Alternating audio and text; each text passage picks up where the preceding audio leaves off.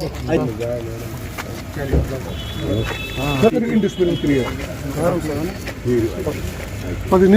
बीच में नहीं आएगा। साहिल उठाओ, साहिल सब नहीं उठा। साहिल उठाओ।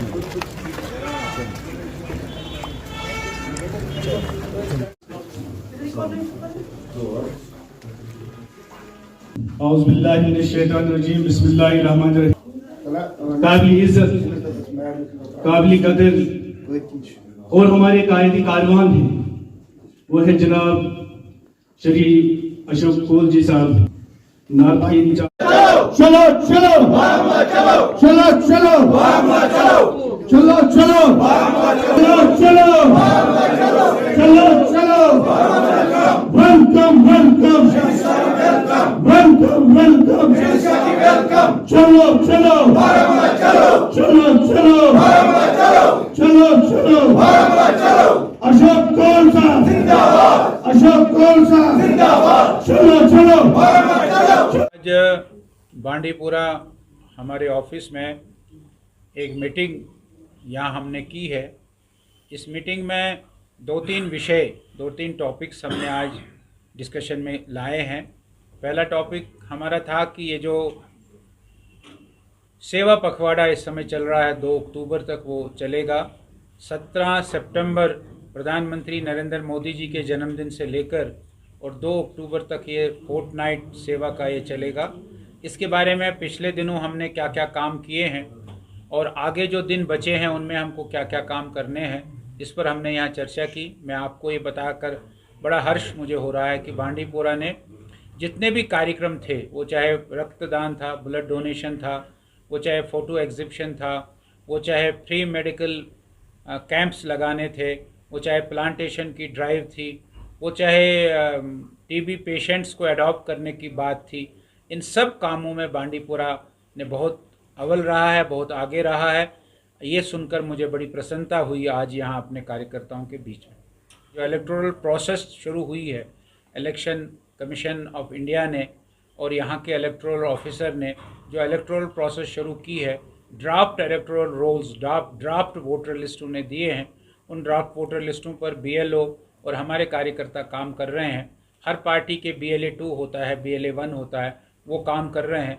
उसका भी हमने आज यहाँ जायज़ा लिया है और अपने कार्यकर्ताओं को ये कहा है कि 25 अक्टूबर तक इसका समय है। इस 25 अक्टूबर तक इसको बढ़ चढ़ कर करें और अधिक से अधिक नए वोटर, ये यहाँ जो वोटर हैं उनको बनाएं। इस प्रकार की बात हमने की। और हमारे गृह मंत्री अमित शाह जी का अब 5 तारीख को जो कार्यक्रम बारामूला में हो रहा है, हमने यहाँ बात की कि हमने नॉर्थ को चुना है इस बार कि नॉर्थ कश्मीर में हम ये रैली करेंगे अमित शाह जी की। और नॉर्थ कश्मीर के चुनने का एक ख़ास वजह है कि यहाँ हमारे कार्यकर्ता बहुत एक्टिव है, बहुत सक्रिय हैं और उनको अमित शाह जी जब आएंगे, उनकी बात सुनेंगे, उनका और जोश बढ़ेगा। इसलिए बड़ी संख्या में सभी गाँवों से, सभी इलाकों से उस सभा में, उस जलसे में लोग पहुँचे हैं। इसकी बात हमने की है और यहाँ हमारे नसीर साहब ने हमको बताया कि 5000 से अधिक लोग यहाँ से उस रैली में जाएंगे। ये बहुत बड़ी बात है। यहाँ से अपनी व्यवस्थाओं में भी लोग जाने के लिए तैयार है। इस प्रकार की बात यहाँ आई है, ये सबसे बड़ी बात है। और 5 तारीख को अमित शाह जी का जो कार्यक्रम है वो नॉर्थ कश्मीर में बारामूला में बढ़ चढ़ कर होगा। ऐसा है कि एक नियम है कि डिलिमिटेशन हो गई, यहाँ 90 सीटें कारो हुई है। 90 सीटें कारो होने के बाद इलेक्शन ऑफिस ने यहाँ इलेक्टोरल प्रोसेस का काम शुरू किया है और हम सब जानते हैं कि जो उसका डेट्स आए हैं वो डेट्स ड्राफ्ट इलेक्टोरल रोल्स जो है वो उन्होंने दिए हैं और 25 अक्टूबर तक उनका समय है। BLO अभी सारे आपने देखा होगा काम कर रहे हैं और हमारे भी कार्यकर्ता काम कर रहे होंगे। उसके बाद 1 महीना उन्होंने इस वोटर लिस्ट को दोबारा से बनाने के लिए उन्होंने जो करेक्शन होगी वो करेंगे और 25 नवंबर के बाद वो फाइनल वोटर लिस्ट देंगे। 25 नवंबर के बाद जो फाइनल वोटर लिस्ट आएगा वो तकरीबन दिसंबर में आएगा। फिर हम सब जानते हैं कि दिसंबर और जनवरी फरवरी में यहाँ चुनाव नहीं होगा। हम आश्वस्त हैं कि मार्च अप्रैल में जम्मू कश्मीर में चुनाव होगा। अभी आपको 5 तारीख को सामने आएगा जब आप अमित शाह जी की रैली देखेंगे बारामूला में, और वो पता लगेगा लोगों को कि भारतीय जनता पार्टी कितनी मजबूत है नॉर्थ कश्मीर में। हमारा कार्यकर्ता बहुत मेहनत कर रहा है और कार्यकर्ता गांव-गांव में जा रहा है, कार्यकर्ता हर कॉन्स्टिट्यूंसी में घूम रहा है, कार्यकर्ता हर पोलिंग बूथ पर घूमता है।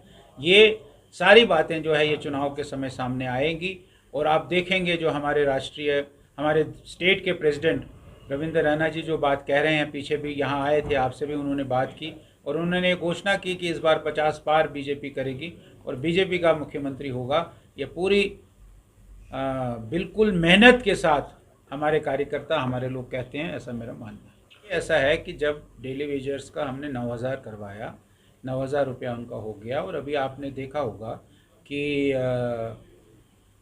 सरकार ने एक कमेटी बनाई है, उस कमेटी का रिपोर्ट भी आ गया है, मिनिमम वेजेस की बात आ गई है।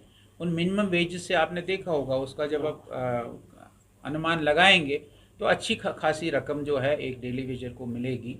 ये अब क्या है कि अनेक प्रकार के पुरानी सरकारों ने डेली वेजर्स लगाए थे। हमारी सरकार जो कोलिशन की सरकार है उस समय एक भी हमने डेली वेजर नहीं लगाया है, लेकिन पुरानी सरकारों ने इतनी बड़ी धांधलियां करके डेली वेजर्स लगाए थे और वो डेली वेजर पता नहीं लगता है। अस्पताल में है तो हॉस्पिटल डेवलपमेंट फंड HDF के डेली वेजर्स अब कितने हैं क्या है, लेकिन जो एक आंकड़ा सरकार के पास है जिनको 9,000 रुपये मिलते हैं, जिनको सरकार ने अभी 9,000 रुपये किए हैं, उनको सरकार मिनिमम वेजेस एक्ट में लाएगी और उसका ड्राफ्ट रिपोर्ट आया है।